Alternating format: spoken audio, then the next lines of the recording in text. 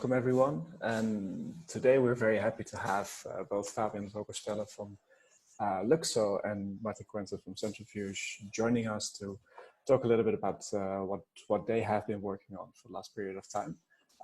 I know tiny bits and pieces of it, but I would rather just hand over to Fabian to kick off and tell us more about the RICO, or the reverse ICO.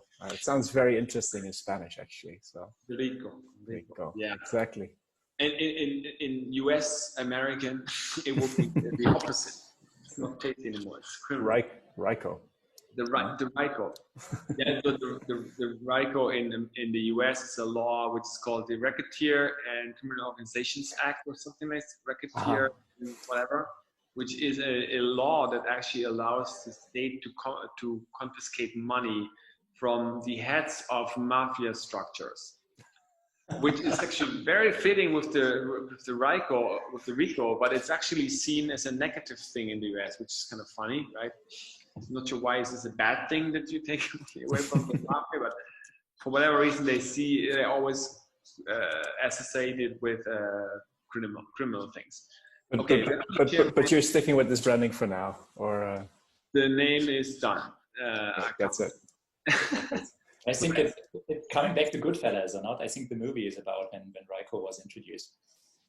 There's also the latest Westworld movie, the app which you can use to actually ask people to do criminal things, for example, extradite people or steal money or whatever, is also called RICO. So not sure what's going on with the RICO. So okay, I would share my screen. You probably have to enable that. Yeah. Sandeep, I think you need to unshare first.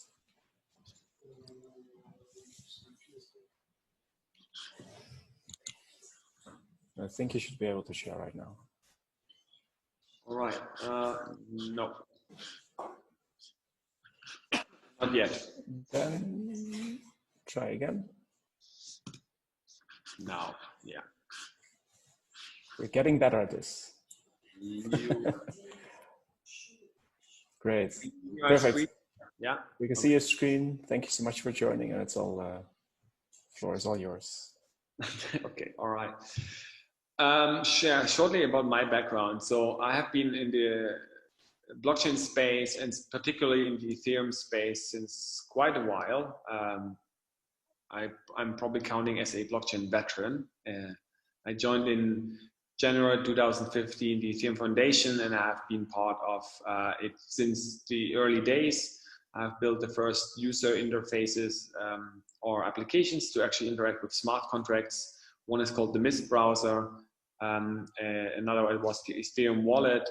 I also built the most used developer tool in the blockchain space called Web3.js, which is the library almost every dApp developer is using on a daily basis. I proposed a standard called ERC20 that you're all familiar with, I assume. And I proposed another standard called ERC725 that actually would be very relevant at Lukso. And since 1.5 years, I'm working on Lukso, and as well as the reversible ICO, which I'm talking about a little bit now. So Lukso is basically a blockchain for the new digital lifestyle space, how we call it. It's a blockchain that's dedicated to non-financial blockchain and app use cases, and is meant to actually bring the influencers, the fashion, the creative people into using blockchain by making a network which dedicates applications and protocols and standards to these audiences. So if everybody thinks about how we can bring blockchain to mainstream, my opinion, that is exactly the way of how you do it. We are also very fortunate because, especially the fashion space, which we are really well connected with, is kind of experiencing a disruption right now, something that's incoming to them and they're not fully understanding it. Good opportunity. But we have basically a really strong move towards digital. I mean, if like my generation, or especially the generation before me, probably thought, oh, the internet is something that's going away. You know, it's just for a little bit here and then, you know, then it's not important. the Gen Z is definitely very sure it's not going anywhere else. We are experiencing a complete different consumer behavior. We're experiencing a complete different user. I think after Corona, everybody has gotten that the digital is important, and the digital is, I mean, that's what makes us right now be able to talk here, even though we're using the worst version of digital interactivity, which is video calls or audio calls. That's going to get a lot better using virtual reality. But there's also a strong merging of the physical and the digital world. And we see that on all fronts. But especially what I'm talking here about, the digital worlds using virtual reality and AR, which is coming heavily, but also things which has to do with gaming. So gaming in the past was considered more like, okay, that's what kids play. Today, the gamer community is probably a lot of very older people as well, and it's very large. And in fact, the biggest sport events around are esports events that sometimes get more viewers than even certain physical sport events. And there's something emerging called purely digital fashion. And purely digital fashion is kind of like, it's taking this whole fashion space by surprise and by storm as well, because everybody's super curious of what that means and what that, how that works and all of this. And it's so interesting that even players like Louis Vuitton, for example, design a League of Legends avatar for the winner of a League of Legends game or championship. So big brands are looking into this. And what that means, purely virtual fashion, that means clothes that don't physically exist ever. There are only 3D clothes that are created to either wear them taking an Instagram picture using AR technology. Currently, it's a lot of manual mapping, or it's something that you can actually wear and take into a game, or wear in a virtual reality environment. And VR meetings will be a thing. We have now actually ETH-VR. I gave a talk at the ETH-VR 1, the first ETH-VR, or the second, there was an ETH-VR 0 before. But the first official one, where I talked about Lukso in VR to a virtual audience. And that's a very different way of interacting with people, because you have a complete different sense of presence, you have a sense of size, you have a sense of distance, you have a sense of who's paying attention, who's not. And you have exactly the same restrictions, on sometimes even less restrictions than the physical world. Means when you talk to somebody and he's far away, that you hear him more quiet, you have to walk to him, talk to him, and so on. So virtual fashion, digital fashion is a huge deal in that world as well, but as well as gaming. There's also another aspect where the fashion world right now is being disrupted, which is basically making physical items ownable and digital transferable. That is especially important when we talk about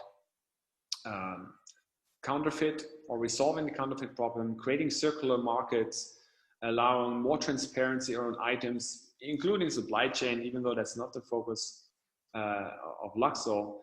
But it basically allows these, especially luxury items, which are not costing little, to actually be digital ownable, to have a digital experience around them, which plays again into how communities are today super important.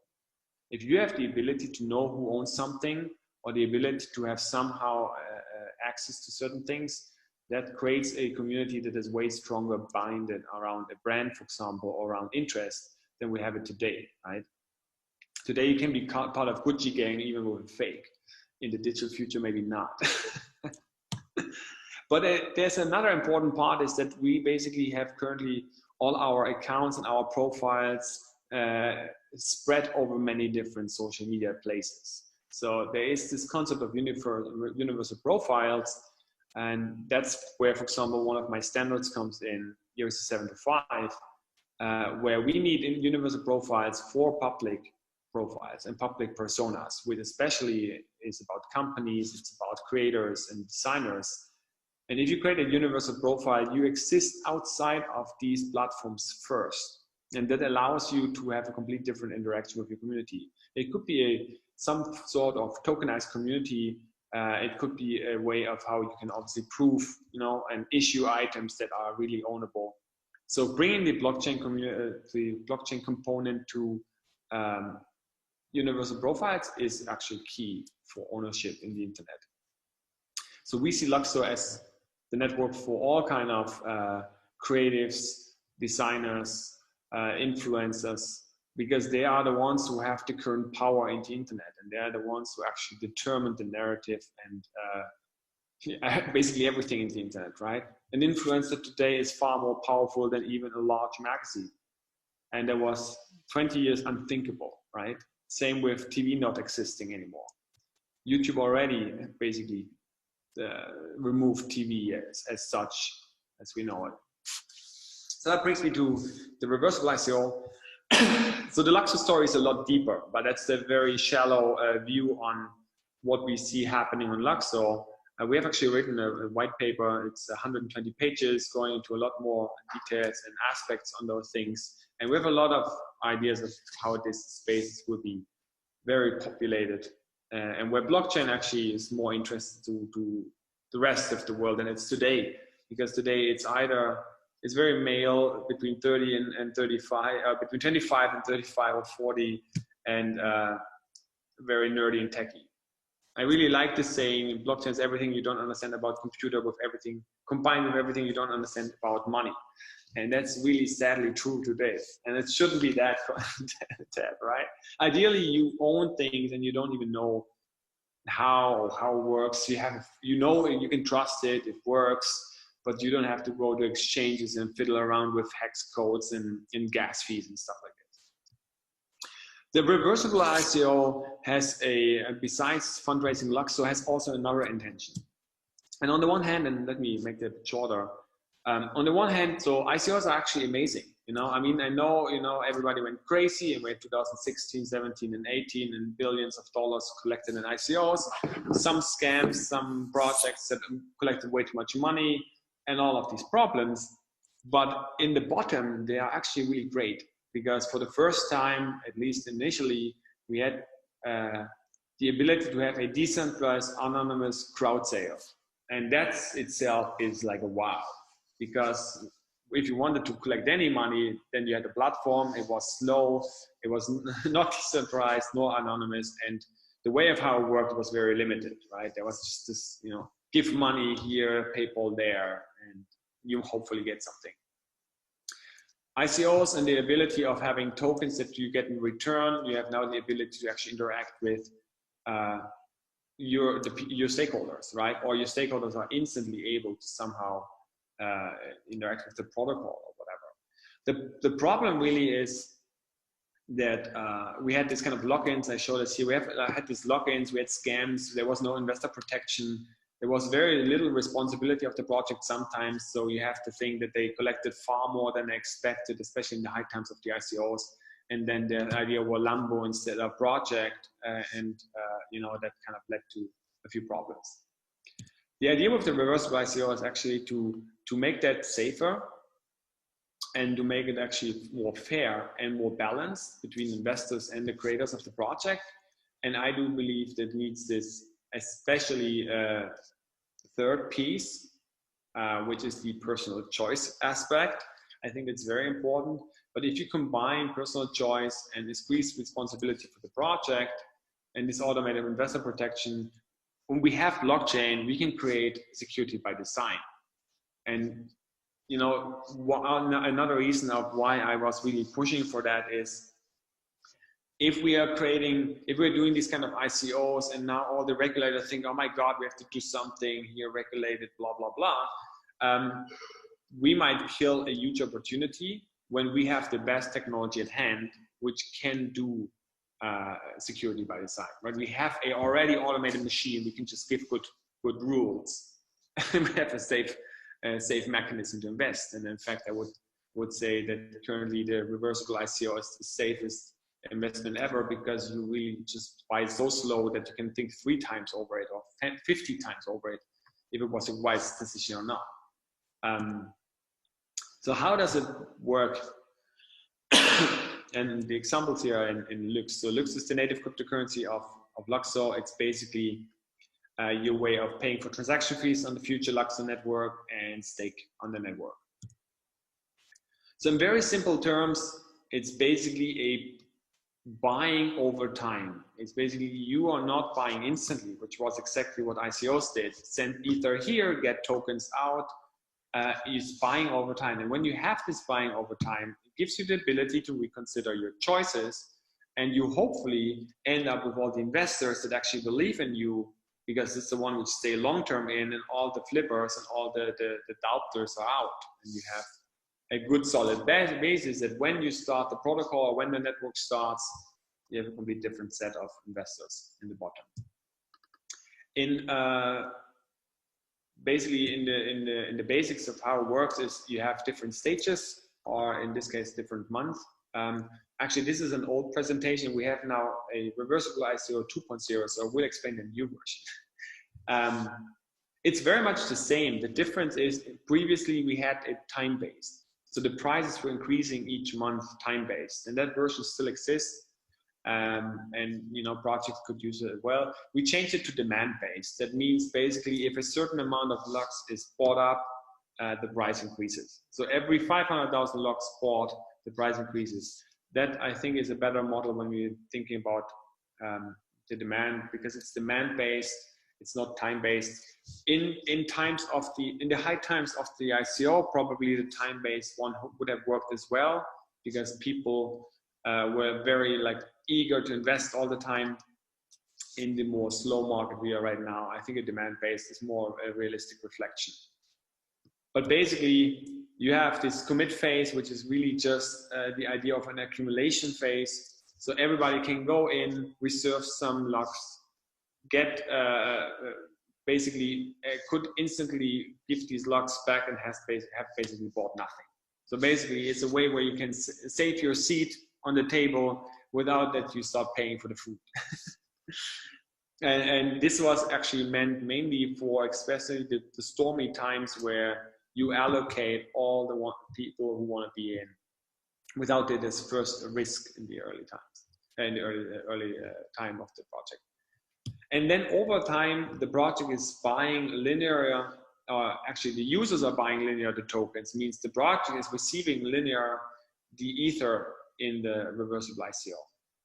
That means you can very much predictably know how much you have bought when, how much Lux you can actually move by which point in time, and how much Ether you could potentially still reverse at which point in time, because it's completely predictable, gradual linear. Price, before there were price changes, now it's demand changes, demand-based, so every 500,000 Lux the price increases. And if you could basically at any point in time decide to return your Lux and get part of your Ether back. Obviously, for the one Lux which are unlocked, you cannot return your Ether, obviously, because you bought them. That means also the project will get Ether over time. People have more certainty to rethink their decisions, and it's kind of more held accountable also to the progress it makes over time. That's basically the reversible ICO in a nutshell. And what I can do, I can show you how it's currently looking live. So this is the reversible ICO website running live right now. We have 106 Ether committed. It's just a few days old. We have $80,000 pending. So this pending means they are in the process of doing the KYC or waiting or doing whatever they want. We have here a chart that shows kind of how much it came in over time. And the actual Ether we get is this. So we currently so far have received half an Ether by that point in time, 0.57 Ether. And here you can see the actual amount flowing per second. It should be per second, yeah. And basically the more tricky part is you do need to have Ether to participate, right? It's a smart contract, it's a blockchain. And you can then check your balance. You can use MetaMask for easy integration. You can participate with all kinds of, I'm not sure if that's probably an empty account. Yeah, so this is how it technically works. But what's really interesting is that basically I wanted to come back also to how ICOs worked in the past. And when you have participated once and your address was whitelisted because you did the KYC, basically participating in the reversible ICO as simple as sending Ether to it, that gives you back Lux. When sending your Lux back, that gives you back the Ether. And let me check this. An address here, I think this one, here you can nicely see how it actually works. So this address is currently, wow. It has committed 26 Ether in total, or 26 Ether in total. It can still reverse 25.85 Lux. This is the amount of Lux you can still return, so it's 21,500. And he has currently unlocked 117 Lux. So this is the amount. So his balance will show this on any normal wallet, but 117 is the only thing you can actually move, because the rest is still reversible and therefore it's locked. And yeah, that's how it works. So you can like see your numbers go up in real time. And what it does is basically it calculates it based on time and based on how much you have committed. It was quite a challenge to get this all into a smart contract, but we have achieved it. All right, this is the reversible ICO in a nutshell.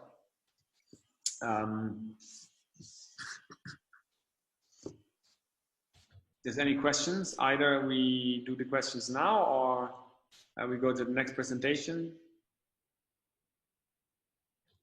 Yeah, let's see if there are questions. Anyone? So just to get it right, when let's say I invest in your reversible ICO, and after a while I think, oh, it's not turning out as I expected it to be, I can just send it back to the smart contract and receive my Ethereum back, or how does it work? Basically, I mean, you can basically, there's an amount of Lux you can still return. This is the one which is locked, which you cannot move. And this one you can return back and you get like exactly the Ether for that amount of Lux out that you bought it for. So yeah, so basically what happens is you buy over time, technically speaking. So it's in a way like in a, in German terms, it would be a Lastschriftkonto. Because you have it on an account that is in your control and you deduct automatically, your payments to, I mean, that's how it mentally could work, right? Technically. Yeah, like a Dauerüberweisung, right? Yeah. Something like that, yeah. Technically, that's how it works, yeah. And then also with Lastschriftrückgabe or whatever. Yeah, I mean, in this case, in a way. In this case, you would just stop. I mean, the moment you move your Ether out, you stop the contribution process. Mm-hmm. Ah, okay. That's the moment when you basically would empty the Lastschriftkonto. That's kind of how you would do it. Yeah. Can you elaborate on, like you switch it right now to the demand, and before it was like time-based, and I thought the time-based thing is pretty neat because then you can see how you execute over time, and now you switched it to demand. I don't really get why. Just maybe I missed something. Yeah. So okay. Yeah, there was a little bit of a little story here happening. So basically, we had it before that every month the price increases. Problem with that is, if you have no demand, the price would still increase, and then basically, let's say if people find it already too expensive, then it makes it even less likely that they go in when it goes even more expensive for no reason, right? So that time passing is a little bit of a problem. So actually, when we started the initial reversible ICO, and there was like a huge market demand, and market was going up on KuCoin and so on, and we set it at a certain price, which was, I think, 30 something cents, I think 34 cents. Problem is Ether went up basically exactly the next day. And because everything here is in Ether, suddenly the Lux was costing 48 cents. And the market on the KuCoin there was a 12 cents spread at some point.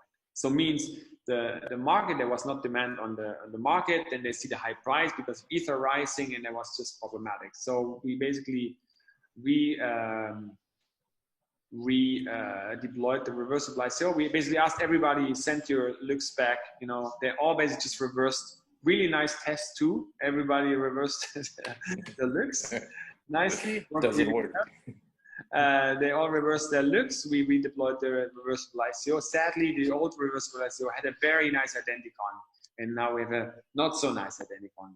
The previous one looked like a lion. I really loved it, but yeah, you cannot always like keep it identicon. It's generated, right? So, but basically, what happened is we also in that move we also considered the pricing. So basically, now it's demand based. So you see these lines here. Every time it will cross one of these lines, the price will move up. So basically, the more demand there is, and then actually is for the committed ether. That's what moves the price, not the pending ether. Because otherwise, some anonymous person could just push the price for no reason, you know, and then move his money out again. So it's only for the committed ether which actually pushes the price, but it's actually more realistic.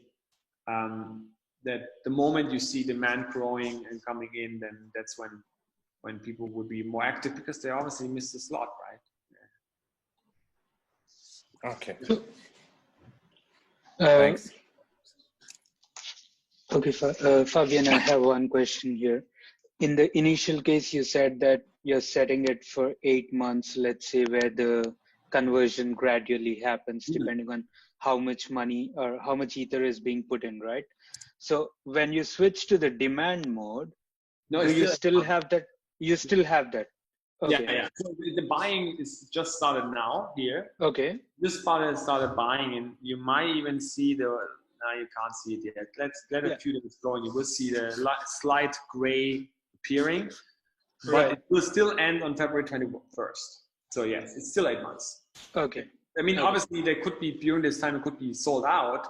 But it could also that somebody reverses then, and then there's something available again at some point. So yeah, it will still take 8 months before we get 100% of whatever people put in into the. People put in. Okay.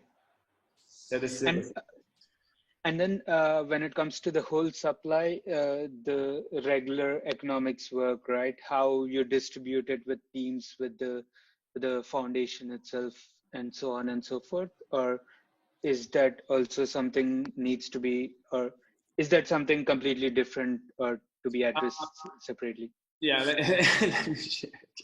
So you probably, if you're talking about the token distribution. Yeah. So that's still the same. So this hasn't changed. Okay. No, this is thought out lot longer for the reversible ICO. Right now, what we have done is we have split the reversible ICO in two. So first we will sell the first 10 million, see how this is going, and then we add the second. Right. Enough demand. Yep. But the rest of the structure and distribution is still the same. You can all check it out on ryko.luxo.network. Okay. Cool. Yeah. Now I have one more question. This is probably related or with DICO model. So for me, DICO is a bit interesting in the sense that you're asking somebody to evaluate and then release the tokens, right? In a simple language. But of course, there's the challenge. I think also in your article you mentioned that one of the biggest challenges is that making people to vote. Yeah, so it's basically the oracle problem you have here, right? So if you depend on a third party that now has to judge if something works or what doesn't work, then exactly, that party could be corrupt, that party could be knowledgeable or not sometimes. Maybe sometimes they misjudge something. So I believe in the wisdom of the crowd. I think on the end, the market and the crowd can better decide. And therefore you have in the reversible ICO, and that's why I think it's better actually the DICO idea. Anybody can just reverse by himself.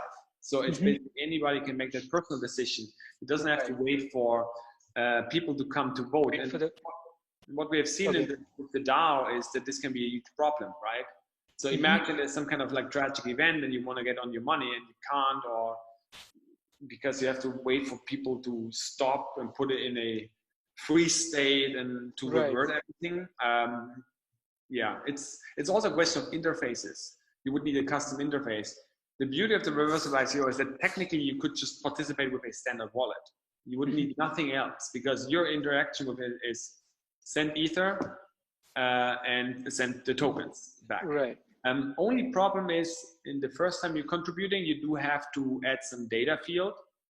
So we make sure that the addresses which are participating are actually able to, do custom gas and custom data fields, because if not, they might have the money stuck.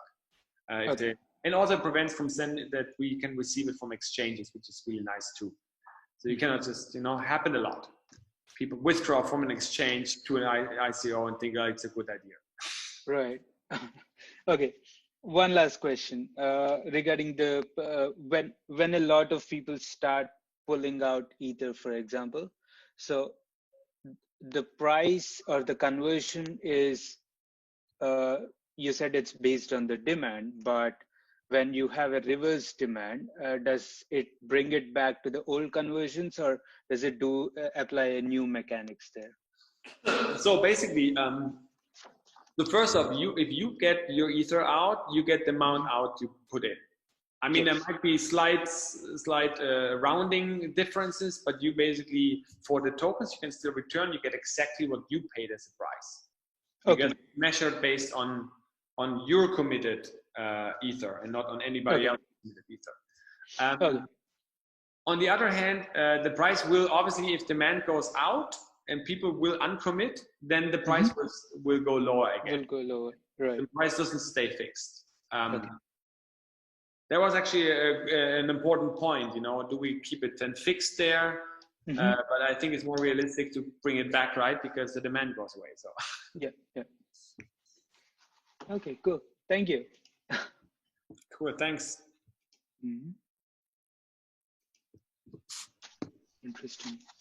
Great. Well, then let's perhaps move on to Centrifuge, where Martin will be talking about today. Do you have anything to share, Martin? Yeah, sure. Let me start. Good. I think that should be possible. Sharing my screen. Yes. I hope you see something. Fantastic. All right.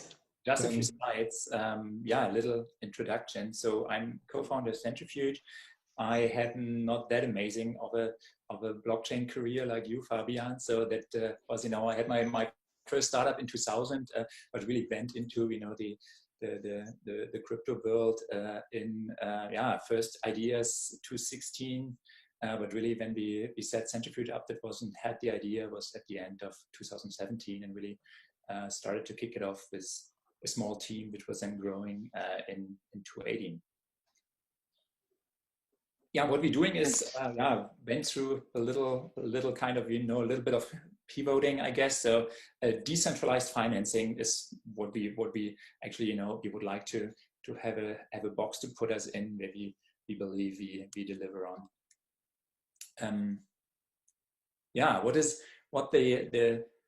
What the issue we would like to tackle, So we look at actually supply chains and how they are financed. So like, what is out there in the world is bought and sold, purchased and distributed in whatever supply chain you can think of, And surprisingly, really the global B2B spend, just what companies spend on whatever they purchase to produce what they produce, from raw materials to whatever custodies, paying the employees, etc. That is really bigger than the global GDP on the planet. So I think the global GDP is something like 110-ish, I think currently, maybe a little bit lower. This Corona, $1 trillion. The global trade, global B2B spend is kind of projected around 180 trillion. US dollars. So if you really look down, hey, what is actually happening here is that I think I need to move that a little bit up. That is maybe missing here. I don't know. I picked the wrong slide. Excuse me. Now, what the real issue is really is that every one of those payments and of those business relationships between companies is actually happening on, I send you an invoice and I pay you in whatever days. That is called payment terms. You sometimes have that even in B2C now, where you can say, hey, I do not pay now, but I pay per invoice. whatever, Klarna, I don't know if you know that, and you can even pay in 14 days. In the B2B space, that is the case since ever. And the payment terms actually over the last maybe 20 years really have increased to, I think, a global average, which comes close to 60 days now. But that really means that almost 30 trillion of the 180 trillion are locked in a supply chain. So it's just, $30 trillion out there where suppliers wait to get paid. What was the answer? Of course, banks like that issue because they could deploy some money there and make some money. Is that actually only something like 10% of this market, which 3 trillion, is currently actually addressed. And the company I had before, Centrifuge Taulia, a centralized platform, addressing this issue. Just to compare that, had an annual financing volume of $20 billion in the last year. So any questions here? We can, I think, hey, it's a small round, just interrupt me. And how would we like to address that using decentralized technology is creating actually a decentralized protocol to finance those assets and actually remove the middleman in the first step. And the middleman is really think of the banks required actually to pull up the money, deploy it in those supply chains. And how do we do that is actually that we bring asset originators and lenders or investors, the left and the right side, together on our protocol and help in the protocol to make those illiquid assets, think of an invoice in liquid asset where almost everyone, if you wish, can invest in. How it works is think of an asset originator. You asked me for the fortunate coincidence at the beginning of the meeting. I have one right here. It was really a surprise to see here. I think Alejandro, you are still in the call, I guess. Huh? So you said briefly hello before. Alejandro is one of our partners, Console Freight, so one of the asset originators here I'm mentioning, excuse me. And what Console Freight, for example, is doing, they offer freight forwarders, so companies actually helping other companies to ship something from A to B, from China to Mexico or whatever, on their digital platform, where you can actually, book a freight forwarder to transport, deliver your material from A to B. Of course, those freight forwarders, they get an order, confirm the order, finally do the delivery, and then invoice. And paying those invoices is again, combined with payment terms. So those freight forwarders wait, I think, an average 45 days for their payment, and that is where we tokenize those invoices. Put them together in what we call a pool. And then this pool is securitized with a special structure and is creating, again, coming back to what Fabian has invented, ERC20 token. So it's really like a structure where you can see an invoice which is validated, comes from a platform like Alejandro's Console Freight, is actually, if it is validated, minting an NFT, a non-fungible token, ERC721, that goes into a pool. In this pool, it has a specific securitization structure. It also is, of course, has defined what is the interest. The freight forwarder on Console Freight, for example, needs to pay for it, and then is issuing as shares of this pool ERC20 token. Then everyone actually, as a lender, can invest in such ERC20 tokens. Any questions here? I hope I did not lost anyone here. Cool. Alejandro, maybe if you would like to give a short hint if you're here on the call. How does it work? What was your experience so far? Thanks, Martin. It's really interesting, right? Especially for us because we're coming from such a different industry, right? And starting to experience blockchain and DeFi as like a first hand is definitely, it has been a challenge, but it has been a really exciting challenge for us. We clearly see all the potential that DeFi can bring to the freight forwarding industry and to the logistics industry, especially now with the COVID. You can see like freight forwarders are screaming for liquidity, and the fact that we can find an alternative source of liquidity is something that for freight forwarders, when we're explaining this concept to the freight forwarders, it's unheard of. They don't understand it. But as soon as you are telling them, look, there are different sources than banks for you to get liquidity, that's magic for them, right? And they're willing to cooperate, and it has been fantastic. We just finished the first pool, we're running on the second one, and every single time we're just trying to improve this to just take it to the masses. They see it.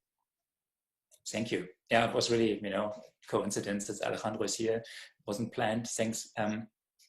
Yeah, so that is not really DeFi, what I've described. That is actually a decentralized protocol running on Ethereum. TinLake is all smart contracts, so all the process I have described, is all happening on Ethereum, open to asset originators and to lenders on both sides, but it's not really DeFi.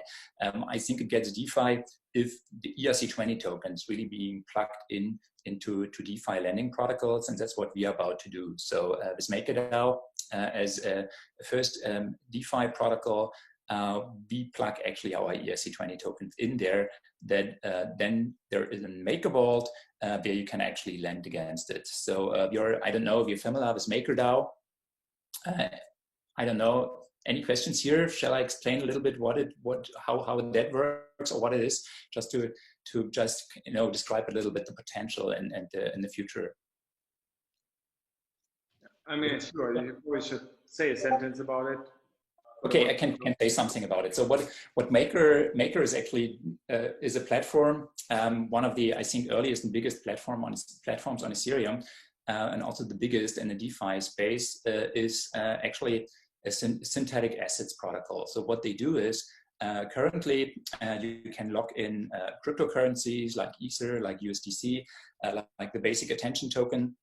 I think also Red BTC already, and use that as a collateral and actually redeem for that collateral, borrow for that collateral in synthetic asset, and this synthetic asset is called DAI.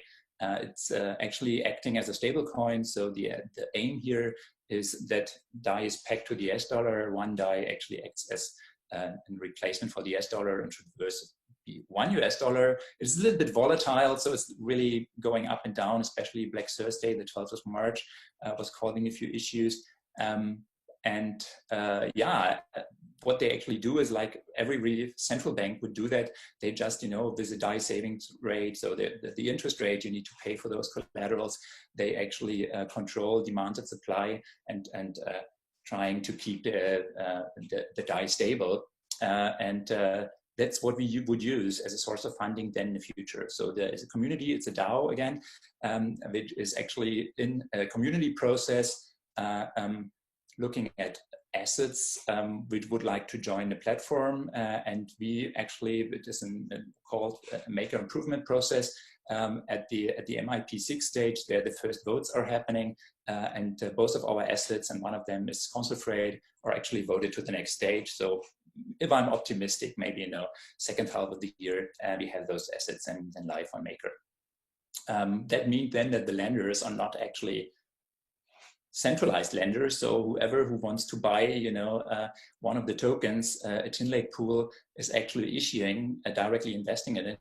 No, you can also then do that through the first DeFi protocol like Maker. So invest in Maker, put there the DAIs in, and then Maker is doing it for you. Or other protocols to come in the future. I think they can also then see the money Legos of DeFi playing a little bit better together, and actually opening DeFi up for real world assets. So what we call those invoices, actually real world assets, just to differentiate them a little bit from the assets in the blockchain space. So the crypto assets I've just mentioned before, for example.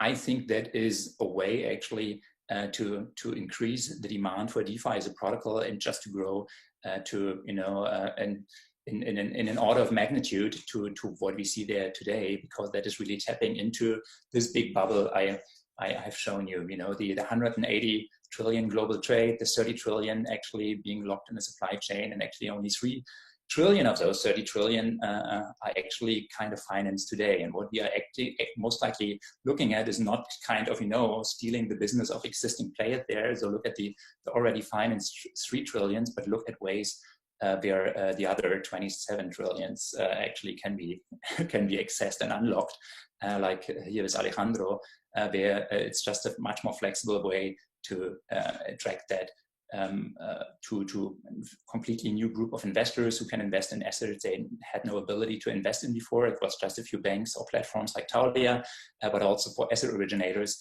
where depending on the size they are located, what the business is about, they may have issues really, get into a factoring agreement, a supply chain finance agreement with the bank because they're just too small, or they're in the wrong region of the world, etc. If we believe we can really make a difference. Any questions so far? If not, I have here a little slide actually, putting the Legos a little bit together. So what Centrifuge is actually providing is, I mentioned it already, this blue thing here, that is really the asset collateralization, securitization protocol on Ethereum. That maybe in the future is, kind of combined with other dApps. We think of dApps for originating, for risk assessment, underwriting, whatever. DeFi on top, I explained that with Maker, and now actually to those parts of the protocol which I didn't talk about. So we have an own blockchain. It's a Centrifuge chain that went live on the 26th of May. It was already a little bit live before, just to not really announce it, but that is public. It's a proof of stake chain based on Substrate, and I think we have currently something like 14 validators like PureStake, Chorus One, etc. Operating validation nodes on our chain. And this chain is actually used currently not to operate TinLake. TinLake is running on Ethereum, really to actually be the origination platform. So think of, if Console Freight has freight forwarders on their platform, sending those invoices to a shipper or whatever, this invoice traffic is traveling on what we call here a P2P messaging protocol, where really, off-chain, those data is traveling between the involved parties, but actually an anchor, that is what we have here in the middle, which is linked to identities, just actually to hash values, and the anchor is actually a Merkle root of a Merkle document transferred on a P2P messaging protocol. They are already there on a Centrifuge chain and can be validated, so that you can really prove whenever an invoice was traveling between those identities, that back in the time, this data was exactly this data, and you cannot alter or tamper it anymore. And also actually the ability to mint NFTs is already on a Centrifuge chain, and then they are bridged. We have a bridge to Ethereum, then they're bridged to Ethereum, and from there they go into TinLake. So every transfer of value, every, let's say, investment into the protocol really happens on Ethereum, which is of course much more decentralized, much more secure than our little proof of stake chain. Any questions here?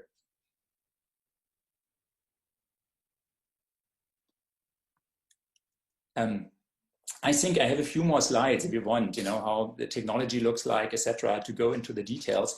I think I mentioned it with DAI, etc. So the really new thing currently is really kind of, it's removing the middleman. It's removing the middleman because of that actually the assets itself are tokenized and then kind of, made liquid with using TinLake. It's an ERC20 token finally, and that you also actually invest in this ERC20 token, buy the ERC20 token with crypto. So we support a number of stable coins here, far most USDC and DAI. So a pool is actually running either in USDC or DAI currently. You invest in one of those cryptocurrencies, buy the share in the pool, and then you're actually invested. Maybe Martin, I had a question. Sure. Ricardo here. Just on general, thanks for the presentation. It's very, very interesting what you're doing. One thing I was curious about is you have this great infrastructure that you have developed and so on. And how are you dealing with just the general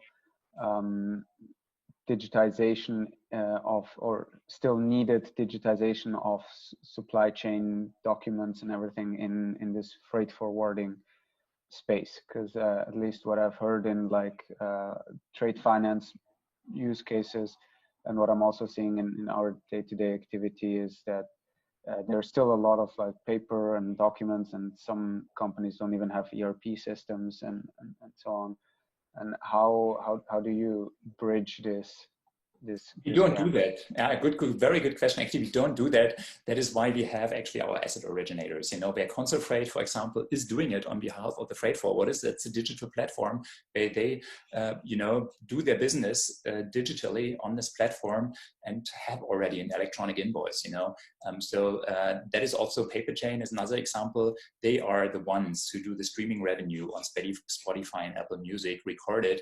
Actually also being a custodian for the music labels like Concert Freight for the freight forwarders. So the digitization of assets is actually done by our asset originators, but using our technology. So your strategy is also, is it to work with the freight forwarders and the companies directly, or to work with like integrators or service providers? Yeah. So I think, you know, the asset origination itself is typically something you do on top of a business process, and be not the one who would like to kind of, you know, automate business processes and make that more efficient. What we offer is technology actually to do that on top of the P2P and the anchoring and all these things, you know, where you can exchange documents and make sure that they, you know, that you have a single source of proof on Ethereum or on a centrifuge chain with an anchor and so on. But really the business logic itself, you don't touch it. And we believe you need the industry expertise, you know, you need, that's why, you know, you have an Amazon for B2C, and there are a monster, a Moloch, you know, but in B2B, you have not this one marketplace, because every of those marketplaces is very specific for the industry or a specific niche, because the business processes are much more complex there. You know, even in Ariba, I think most likely in SAP subsidiary, maybe the biggest B2B platform out there, there's something like 7 million businesses operating on it. It's just a tiny fraction. I think it's not even 1%, you know, on the global B2B trade going through Ariba, the biggest platform, the far biggest platform, you know, just to give you an idea. And how do you like, so, and this is very interesting, and how, what's like your strategy to get into this space and get adoption among these different service providers in this industry who integrate your protocol as part of their business processes? Yeah, that's maybe a good question. I'm not sure if you want to answer that, Alejandro, if I have you on a call. What was the reason reaching out to us and using the technology? That's a fair point. For us, what it comes interesting was that when we're exploring actually all different sources of liquidity, right? We clearly see that at the scale that we were going to be putting the product, like a traditional financial companies wouldn't be an option. And also because usually the freight forwarders, they don't fit the regular standards for risk assessment, right? Like a financial institutions have a predefined like set of rules, and if you fit on those ones from the credit point of view, you are in. But if you are not, there's no middle ground. You are not accepted, right? And this will be an opportunity actually to start offering these services to SMEs, freight forwarders that are in the SME space, that even though they have a decent credit rating, they will never pass like a simple credit scoring cards, right? And that's one of the main reasons why we approach Maker and we approach Centrifuge. Yeah. That's also, I think, not just because the businesses are maybe too tiny, or the relationship which is between, you know, a supplier and a customer, for example, is just too small to be interesting for a bank or a factoring company. It is also that it's really hard to assess a risk for smaller, maybe privately held companies, and that's also a real issue. You know, with Taulia, we tried. Actually, we were very successful with the model, which is also actually something we reuse here again. So what the advantage of platforms like Concert Freight is actually that they operate the businesses for all the partners being involved, and they have full visibility on how they transact, how good, how bad, what the business history looks like, and creating data points which are very interesting for an investor. But currently, you know, the bank platform, the factoring platforms, they do not have the data. Most likely the best data have those credit insurance companies if it comes to, you know, non-supply chain platforms like Euler Hermes or Tradius or Cofas or whatever. But anyway, even those data, it's really behind, you know, that's not real time. What a Concentrate has is real time. That plugging that into a banking financing, that's what we did with Taulia, you know, where we integrated into the ERP systems, built a platform, had full visibility in all the transactions, had a few banks on the platform and investing in it, but the integration effort was just too high, and we just did that back there with big companies, you know, think of the Airbuses, Vodafones, Pfizers of the world. I think the technology we have here right now, that works for everyone, and that makes it so appealing, because here we can really help the SMEs of the world. Yeah, interesting. Okay, thanks. Makes sense.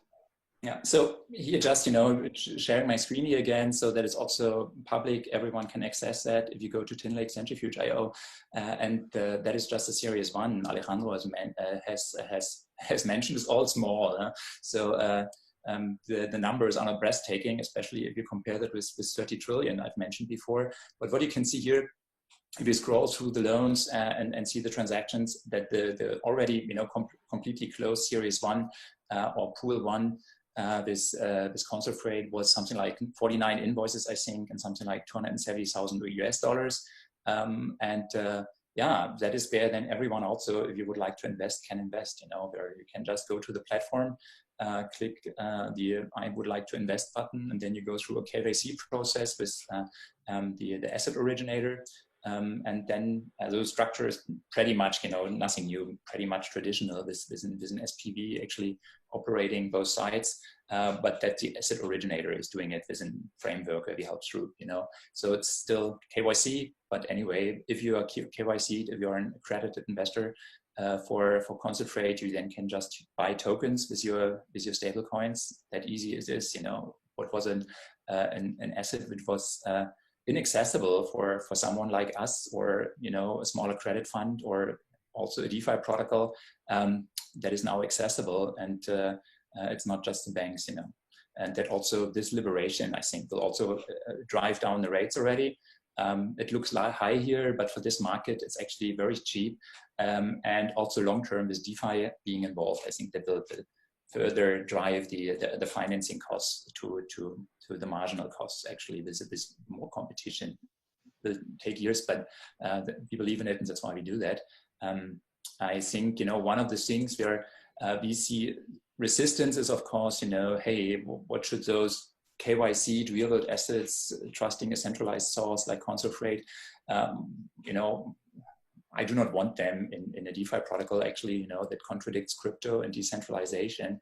I think, you know, where the maker community, for example, kind of shifted a little bit into their kind of, you know, view at it was actually also, again, the Black Thursday 12th, the March the 12th, just recently, when they had a few issues on the platform where they actually had seen, you know, if you have assets which are not correlated to crypto, they're actually, you know, you have the Bitcoin price, and then almost every other token is somehow dependent on the crypto, on the Bitcoin price. And if the Bitcoin is going up and down, you can see that 99% of the market is moving. Anyway, Bitcoin is already, I think, 65 or whatever.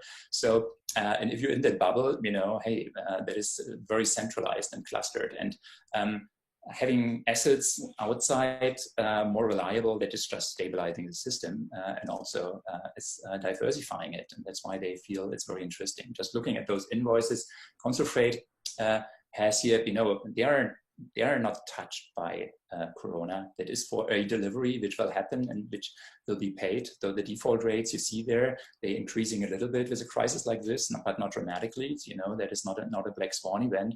The only thing that we have actually seen there in the market is that demand is just moving from, you know, what works not anymore if it comes to invoices, because someone stops producing trousers but is producing face masks now. You know, that's just a different thing, but that is still you know, where you have a supply chain and have invoices going through, and that actually, the bankruptcy, the default of companies, of course, has increased, but not that dramatically. And also it's stretched over time. That you see there really a risk for invoice financing. The default rate there, they didn't increase dramatically. It was more the case that the entire finance volume just went down. If you look at the supply chain finance market, I think the overall supply chain finance market had a decrease of 20% or something like that. So, actually it was not the demand, it was the liquidity. So investors were less willing to invest. They just wanted to move to cash, So talking here. Martin, Yeah. Can I pose a question considering your business model behind it? I mean, do you take like a matchmaking fee, or do you take a fee for creating these documents, or how's the business model behind it? It's a completely token-driven business model. So the centrifuge chain is operated with a staking governance token called Radial, and this Radial is, the token we issue maybe in a reverse ICO in the future, and where we kind of finance a project in the future. We started this very traditional seed round with VCs, still have some money in the bank, so don't expect too soon a token sale. Okay. Got it. Thanks.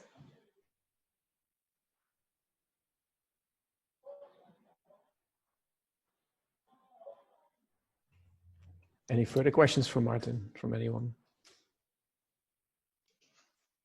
Okay, I have a question. So I think the way I understood the platform works is there is a party that sort of converts the invoices electronically and processes them, right?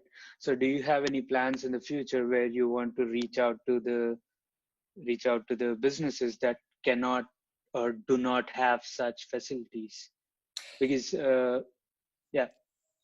So what it finally means is installing a centrifuge node, being part of the centrifuge chain, and also either with your own Ethereum client or within Fura, being connected to the Ethereum blockchain.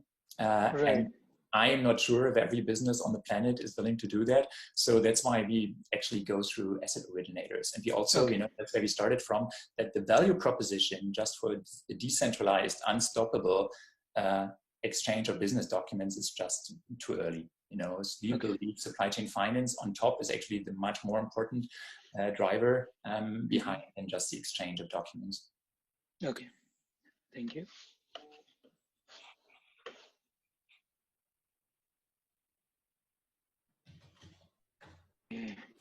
Great. Then if there are no further questions, let's at least conclude the formal part. Thank you so much, Martin and Fabian, for joining us today and explaining a little bit more about what you do. I think it's some great insight for the community, and of course the opportunity to ask questions and to directly interact is very valuable for the people joining here.